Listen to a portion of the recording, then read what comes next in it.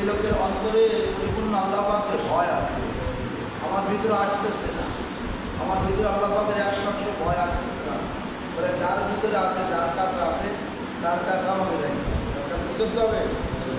যাইতে হবে। এই জন্য আল্লাহ বলে অপূর্ণ মাস সাদিকি, তোমরা সৎ মানুষকে হও। আল্লাহ শামসুল্লাহ ফরিদপুর রহমতুল্লাহ আলাইহি রাহমাতুল্লাহ, উনি একটা কবিতার একটা লাইন মিলাইতে পারতেছিলেন, কবিতার লাইন মিলাইতে পারতেছিলেন। যেমন আমরা ছোটকালে আদর্শ শরীফের মধ্যে পড়েছি, ঠিক আছে, সৎসঙ্গে সর্ববা সৎসঙ্গে সর্বনাশ। আর বিভিন্ন কবিতা আছে,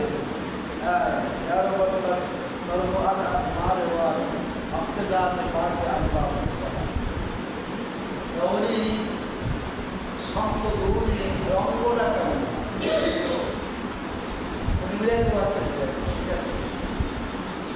একদিন মধুমতি নদীর পাহাড় দিয়ে হাঁটতেছে, দেখ বৈষ্ণবী ওই যারা আগে ছোট সময় দেখছি লাভের পোশাক মধ্যে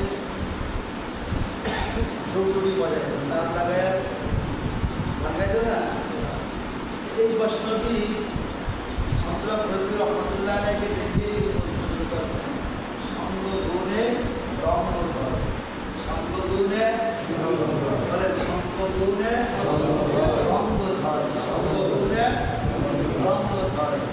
সঙ্গ যেমন হয় রঙ্গের ক্রম কি হয় তেমন হয়, সঙ্গ যেমন হয় রঙ তেমনই হয়, ঠিক আছে। আমরা আগে 5 ওয়াক্ত নামাজ পড়তাম, আমাদের মুখে আগে দাড়ি ছিল না, আমাদের মাথার আগে সবসময় দায়ের সুন্দর থাকতো না, আমাদের তোমার আগে সিগরেট ছিল,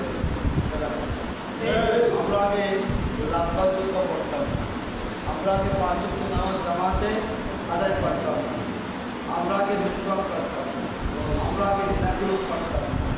কিন্তু আপনার না করলে ভালো লাগে না, এগুলি শিক্ষিত একজনের কাছে,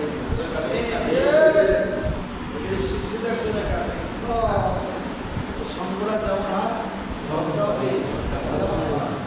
আল্লাহ অপূর্ণ মহাসা দিলে আমার সৎ মাত্রাদের কি হবে বা সঙ্গী হয়ে যাবে।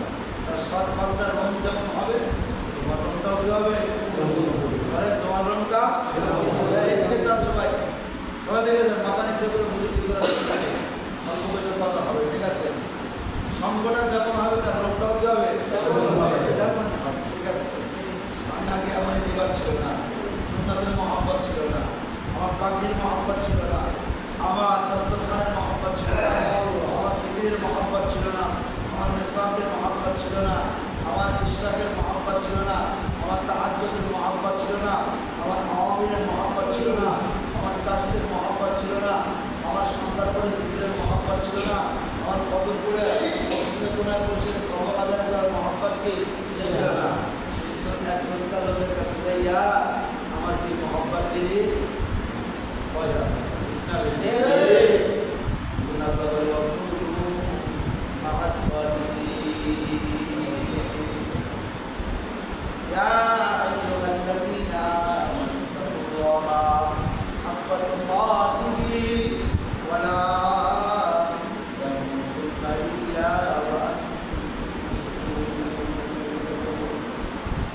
আল্লাহ বলে তোমরা আমাকে ভয় করো, ভয় করার মতো করো, ভয় কেন করবে না, আমি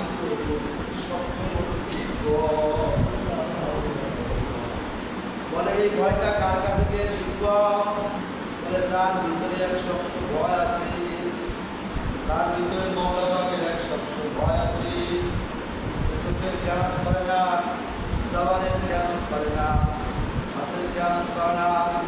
কারণ কি আল্লাহ পাক রব্বুল আলামিন বলেন ইন্নাস সামাআ ওয়াল বাসারা ওয়াল ফুআদা, আল্লাহ পাক রব্বুল আলামিন কিয়ামতের ময়দানে এই চোখের জ্ঞান হইলে তার হিসাব নিবে, কানের জ্ঞান হইলে তার হিসাব নিবে, নাকের জ্ঞান হইলে তার হিসাব নিবে, জবানের জ্ঞান হইলে তার হিসাব নিবে, এমনকি কলবের জ্ঞান যদি হয় তার হিসাব নিবে। আমার কলবে তো চায় নাই আমার কলবে চায় ঠকানো, আমার কলবে চায় গুনাহ করতে, আমার কলবে চায় নামাজ ছাড়তে। আল্লাহ পাক রব্বুল আলামিন তো কিয়ামতের ময়দানে বল ফুআদ, এই কলবের হিসাবটাও কিন্তু শুনে বলবে যার কলবটা স্বচ্ছ, যার কলবের মধ্যে মারিফাতের নূর জ্বলেছে, যার কলবের মধ্যে মাওলা পাকের মহব্বতের আগুন জ্বলেছে, ওই কলব ওয়ালার কাছে গেলে আমার কলবের মধ্যে মহব্বতের বাতি জ্বলবে।